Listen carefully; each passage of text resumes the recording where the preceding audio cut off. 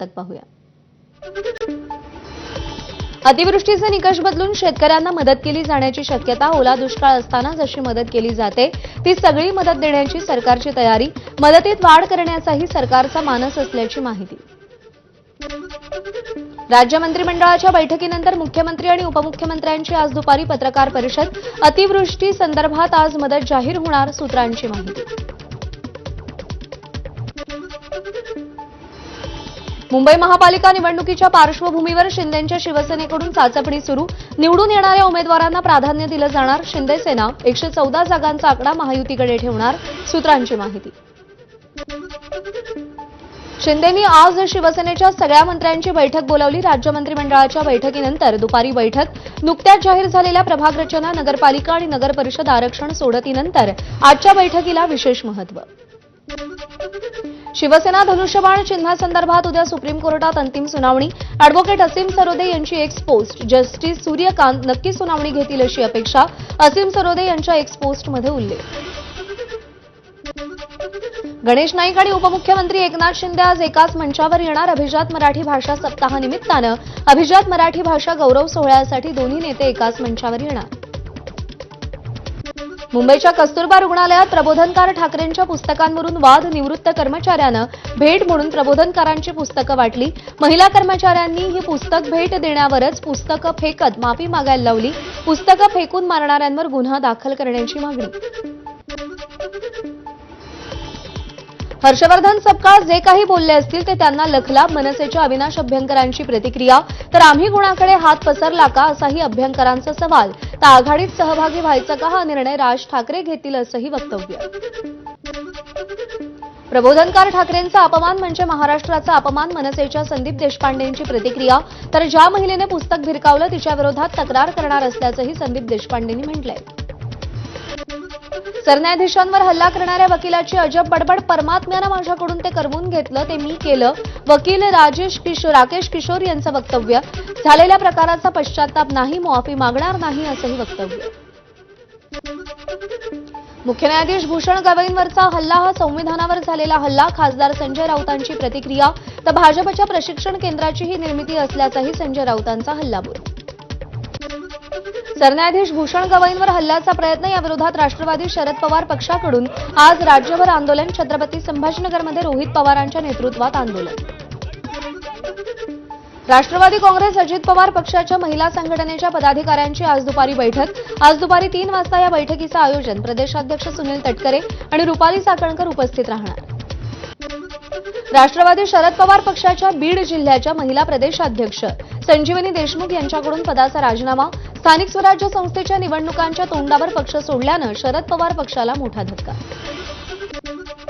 अमित ठाकरेंची आज मुंबईतील मनसे विभाग अध्यक्षांसोबत बैठक. मनसे मुख्यालय राजगड इथे बैठकीचं आयोजन. आगामी मुंबई महापालिका निवडणुकांच्या पार्श्वभूमीवर अमित ठाकरे मनसे विभाग अध्यक्षांसोबत संवाद साधतील.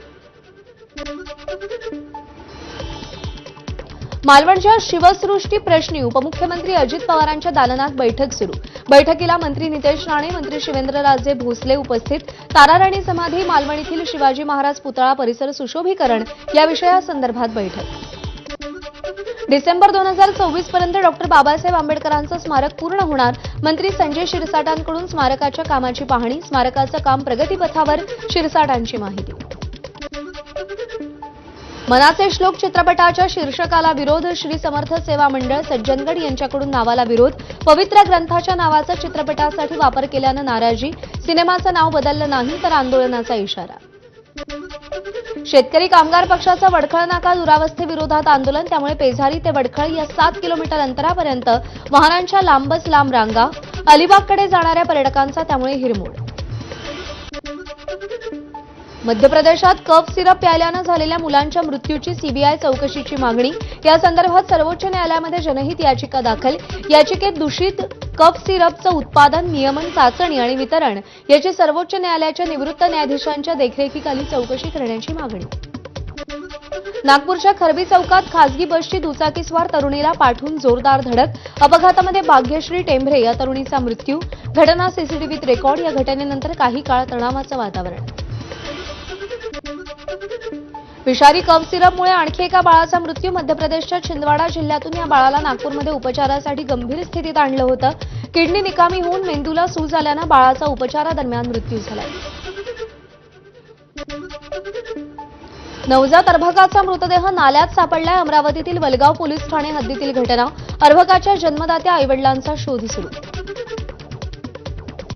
2 लाखांसाठी तगादा लावल्यानं विषारी औषध पिऊन नवविवाहितेची आत्महत्या. सांगलीच्या इस्लामपूरमधली घटना. सासरच्या 5 जणांवर हुंडाबळीचा गुन्हा दाखल.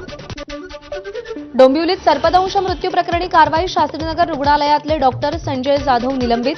शास्त्रीनगर रुग्णालयातले डॉक्टर जाधव यांना निलंबित करण्यात आलंय कारण रात्रपाळीच्या वेळी ते तिथे उपस्थित नव्हते. डॉक्टरांच्या निष्काळजीपणामुळे जीव गेल्याचा ठपका.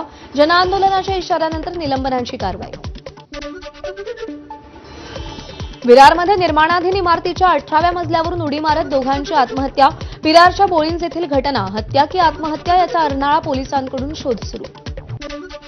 इंस्टाग्रामवर पोस्ट शेअर करत 17 वर्षीय विद्यार्थिनीची आत्महत्या. नाशिकच्या नामांकित अभियांत्रिकी महाविद्यालयाच्या 4थ्या मजल्यावरून उडी घेत त्यानं आत्महत्या केली आहे. नांदेड शहरातील पिरग बुरहान नगर इथून 1.5 वर्षीय बालकाचं अपहरण. सीसीटीव्हीच्या आधारे तपासाची चक्र फिरवत पोलिसांनी आरोपींना ताब्यात घेतलं. घटनेचा तातडीनं छडा लावल्यानं पोलीस अधीक्षकांकडून भाग्यनगर पोलिसांना 10,000चं बक्षीस. करवीर तालुक्यातील वाघोबावाडीकडे जाणाऱ्या घाटातून 4चाकी गाडी 100 फूट खाली कोसळली.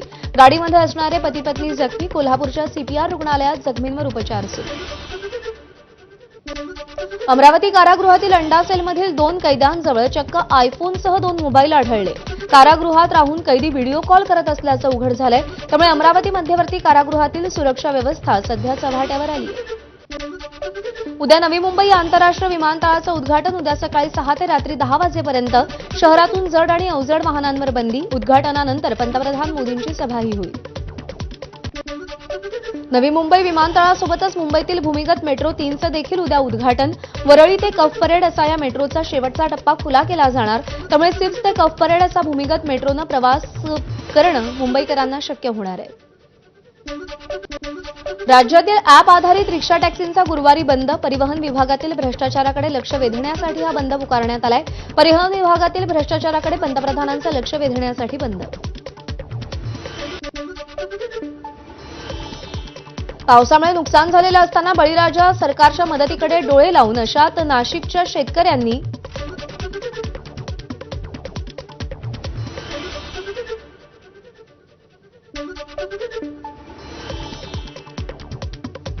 सरकारच्या मदतीकडे बळीराजा डोळे लावून बसलेला असताना नाशिकच्या शेतकऱ्यांनी सरकारच्या तिजोरीत कोट्यवधी रुपयांच्या कराचा भरणा केला.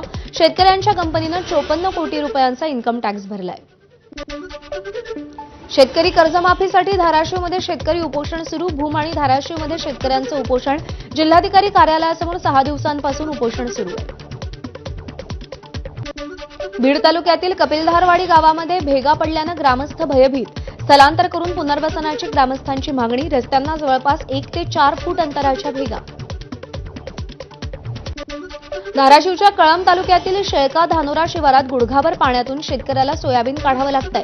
अतिवृष्टीमुळे काढणीला आलेलं पीक पाण्याखाली गेलंय. तर पदरात काहीही तरी पडावं यासाठी शेतकऱ्यांचा हा आटापिटा सुरू आहे.